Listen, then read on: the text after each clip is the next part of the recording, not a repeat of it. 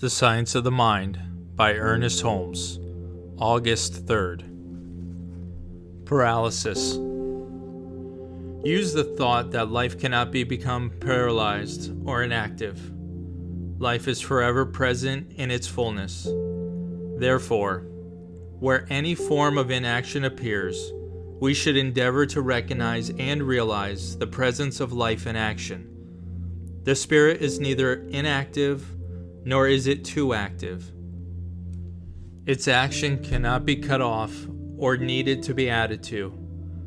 Where the seeming inaction is, we should declare for right action. As in constipation, there is a thought of restriction back of the manifestation of paralysis.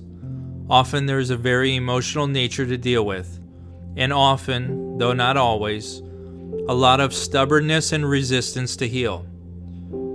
Sometimes the husband or wife, having seen the other suffering from paralysis, will resent so thoroughly the bondage of the loved one that further power is given to the belief, and the same condition begins to manifest in his or her body. This person must be shown that in mind there is perfect freedom, and that in this freedom nothing can bind him, either mentally or physically, that nothing which is ever did or thought, or that anyone else has did or thought, can bind him, that the very life of God is his freedom, that this infinite life and action compels him to act out the truth about himself on the objective plane. When Jesus healed the paralyzed man, he first made him whole in consciousness, then told him to take up his bed and walk.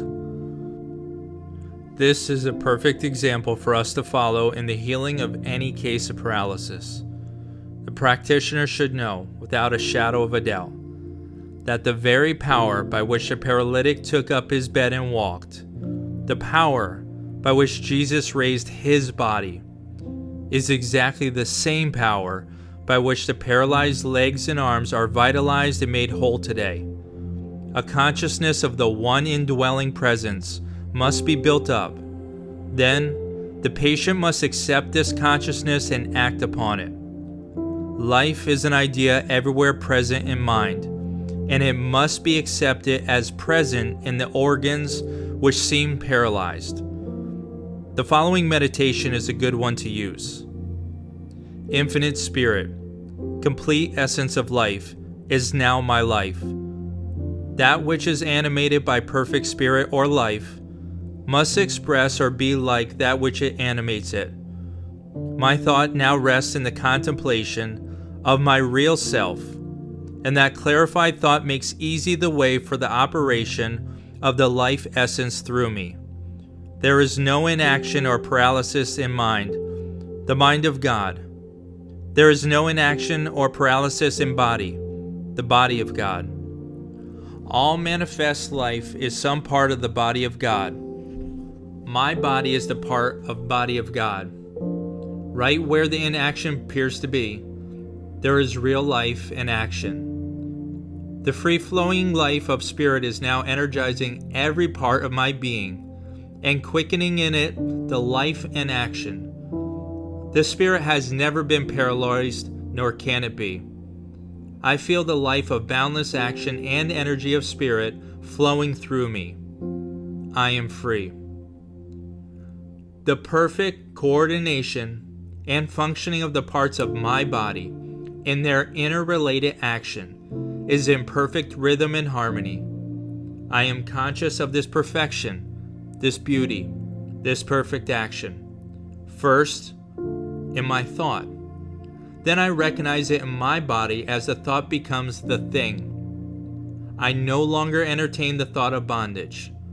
I am no longer influenced by the belief that there is, or can be, any life or action a part of God.